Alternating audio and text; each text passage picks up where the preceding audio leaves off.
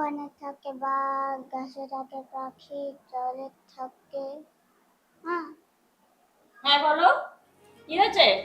পারতেছি না। এই ওয়ার্ডটা তোমাকে কতবার বুঝিয়েছি, কেন মনে থাকছে না? পড়ো,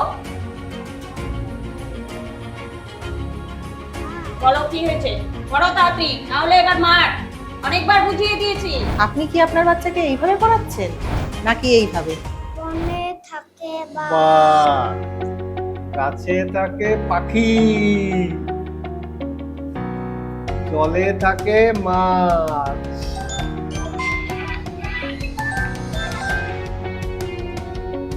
ডালে আছে ফল।